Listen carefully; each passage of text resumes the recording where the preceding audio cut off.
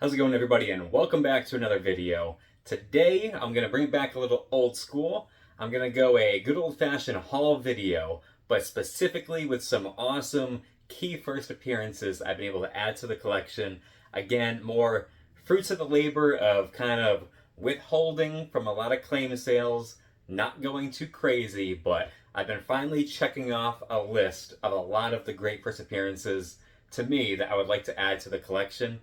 A good chunk of what you're going to see today is going to be heavily focused on Justice League animated series first appearances, as well as kind of a Batman New Adventures first appearance as well. I only got a total of 4 books today, one of them on the older side, one not too old, I believe bronze, and then a couple modern books that aren't crazy, but again, just a couple cool other ones to kind of knock off my list. So, without further ado, let's check out this first book we got. Alright, and first up we have Stars and Stripe Issue 0. Get a little close-up while avoiding that ring light glare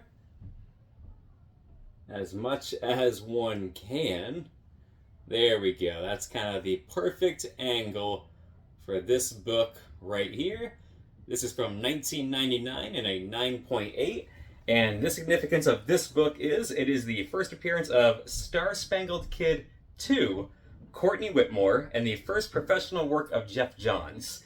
So, more commonly, that is actually the Courtney Whitmore is actually Stargirl. So this is essentially the first appearance of Stargirl. Now, while I did not watch the show that came out, I think it was one more of those DC CW shows, I did really like her interactions in the Justice League and Justice League Unlimited shows. They kind of back and forth with her and Supergirl. They had some really cute, wholesome moments where they're each kind of envying the other's life by the end of the episode. They had been kind of combating, non-stop bumping heads, and by the end, they reached some common ground and really became good friends. So, not a major character, not even a crazy one on my list, but a nice, cool, fun character that I did enjoy from the show that I wanted to add to the collection. And that one I got for a screaming deal from one of Joe's from 360 Comics, one of the claim sales he was doing. So it's very rare now that I find one of these books specifically that I'm trying to get in a claim sale where they are very specific key first appearances and sometimes in very specific grades. So the odds of something I need or want popping up in a claim sale is getting smaller and smaller, which is helping me out save some money for some of these purchases. Now, let's go to the next book. Alright, next up we have Huntress number 1 from 1989. This is a 9.8 newsstand edition. And the significance of this book, while it is not the first appearance of Huntress, it is the origin and first appearance of the new Huntress, Helena Bertinelli, which this is the version, if you have not seen it, they pretty much primarily use in the Justice League Unlimited show. And this character is another one that, it's the characters that they were paired with that I really love what they did. I mentioned some of kind of the famous pairings and couples throughout the show. You had Black Canary and Green Arrow on one team, and then you had The Question, whose first appearance I also acquired, and this version of the Huntress on the other team. One of my favorite episodes, I believe it's actually called Double Date, where it's kind of each of the two couples knowing that the other one is up to something and trying to outmaneuver, outdo, without the other one knowing what's going on. So that was another awesome, high up there episode that's really cool on my list. So again, without the glare of the ring light, just a nice little close-up of that book right there. So again, nothing too crazy, nothing crazy old, but again, for as awesome as you can get of it, the 9.8 white pages, newsstand edition, I do not care about 9.9s if any of that comes out. It means nothing to me. This book is pretty much flawless and perfect. I am more than happy to have this be the copy I have for my collection. So let's move on to book number 3. This one is a really cool one. This is Justice League of America issue 21. I was finally able to score this in a 9.0. And this is one I have been on the hunt for in grade for a while now. And it is just a bonus that, as I've mentioned many times before, I'm a big sucker for awesome purple cover copies. So this book, I was extremely happy when this finally popped up and that I was able to get a deal for it. Not a cheap deal, but a deal. So, for anybody that doesn't know, the significance of this book, we have the reintroduction of the JSA and the JLA title, and this is the first Silver Age appearance of Our Man, Dr. Fate, Icicle, and Wizard. So while this book has a lot going on, for me specifically, I am more excited that it is the Silver Age appearance of Dr. Fate. Another character that I really enjoyed from the animated series. He didn't have as much going on. He would be useful in some episodes, but they didn't have any episodes specifically that I felt were really highlighting him as a character. But still, when he did pop up, I really enjoyed it. The Black Adam movie that came out with The Rock, Pierce Brosnan played Dr. Fate, and I actually really, really loved what he did with that character. I thought it was one of the best parts of the movie. And while I doubt they will, I would be extremely happy if James Gunn decided to have him come back and reprise that role. Because I really, really love what he did with it. He had the whole mysterious angle. You felt he was wise. The voice. Everything about it was just great. So, an awesome 60s book again. And I am collecting the Justice League of America title. Not all of it. Picking and choosing. But so this was a very, very awesome one to be able to kind of add to the crown of that collection. But let's move on to the final book I've been able to pick up recently. All right, and here we have The Demon #1 and a 9.4. This is another book that I've been trying to track down in a pretty good grade, but comparable to price. It's one of those ones where when you get in the 9s, it's not hard to find them in the 9s, but it is pretty hard to kind of get a good deal once you hit that from 9 to 9.4 to 9.6 range. And I don't even know if I've seen any 9.8s pop up, but this one I got for what they've been currently going for, a pretty sweet deal in the 9.4. I paid more around what 9.2s have been going for, which was pretty cool. So I am more than happy with this book. Anything, I prefer to try to get past the 9 if I can. 9s and even 9.2 to a lesser extent. There's a lot more noticeable flaws in it. Less so with the 9.2 than I've noticed with a lot of 9s, which is weird because some 9s look like 9.2s, 9.4s. Other 9s look like they barely deserved it. But if I can get in that 9.2, 9.4 range, I am completely happy when books that are even this old. So this is 1972.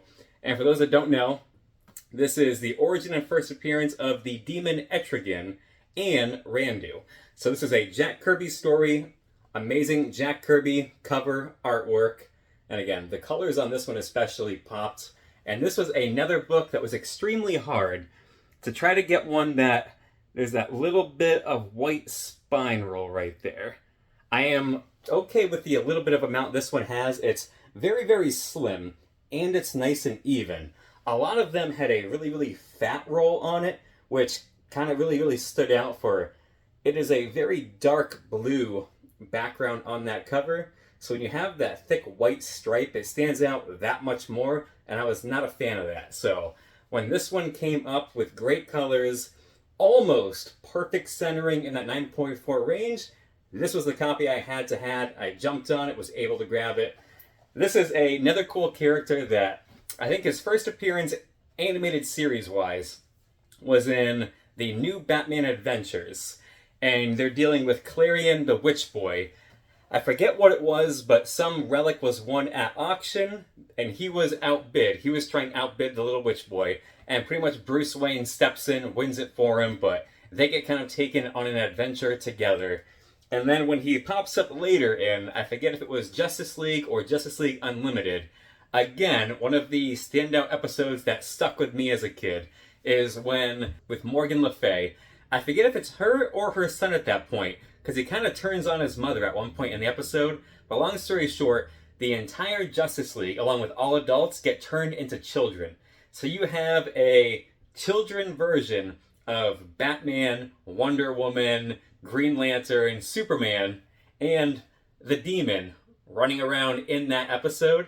And he's essentially more like a puppy monster than he is actually like even a kid. But again, it's just one of the awesome, cool episodes that stood out to me from the entire show. That's all we have for this video. Just a nice quick one with 4 awesome pickups that I got. Again, the Justice League of America 21, that one is huge to me because, again, it's a 1960s book. It takes me a while to find some that pop up in at least that 9.0 range. They have copies in the lower range that are pretty easy to get. If you want to get one today, you could go out and get it. But certain ones like that one in at least the 9.0, you're waiting months, maybe a year, for them to actually pop up in grade you want. And you're hoping, A, it's not priced super ridiculously because the real price is already going to be ridiculous. Or B, by the time you notice it, somebody else doesn't that's been waiting, and they snag it and buy it before you even had a chance. The Demon #1, that one is just an awesome Kirby book that I've been wanting to pick up now because I have a 6.5 copy, I believe it is, that I've had for a while now. That, again, it was extremely cheap.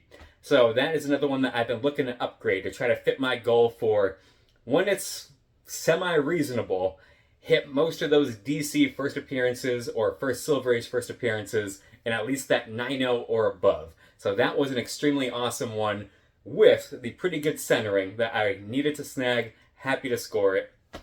The Huntress #1 and Stars and Stripes 0, that one was more just, those were 2 fun, compared to the other ones, relatively cheap books that I could knock off the list for characters that, again, I love from the show that I still wanted to pick up and add to my collection. So those ones, to a lot of people, they're not going to mean much. They're not worth a lot of money compared to the other ones, but I am just as happy snagging those 2 books as I am the 2 older books.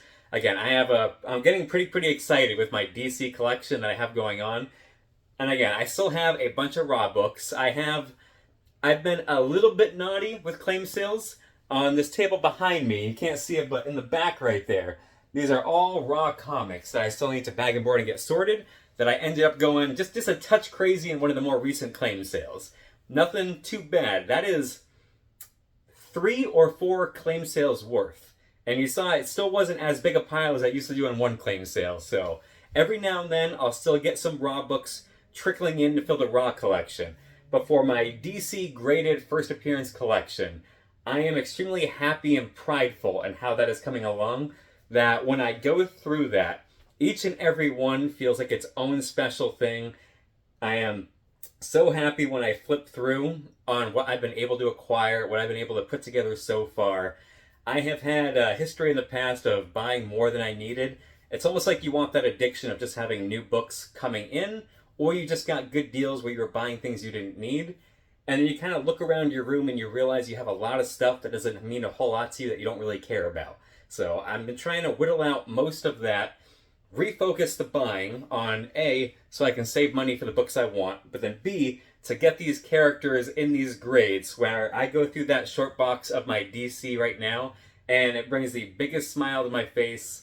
I try to come in this comic room at least once a day and pick a different box to flip through, pull the books out just to enjoy them.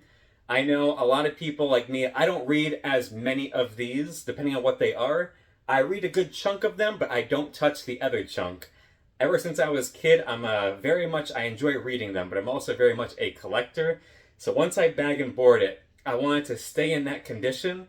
Whatever the condition is, I won't want it to get worse. I want it to stay in that condition. So I try to make it a duty of mine that once I buy these books and they come in, they're not forgotten. So I come in this room at least once a day. I pick a different short box. I flip through it. I pull out some books. I admire the covers. I admire the art.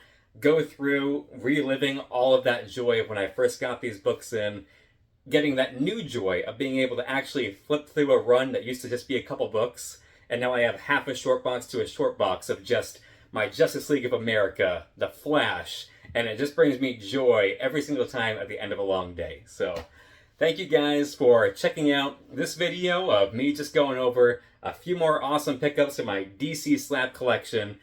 Next video I'm thinking about talking about why I believe the movies and shows should have a huge impact on comic book price and value. But it won't be probably for the reasons you think. So that'll be a fun video for next time. So thank you for watching. Until then.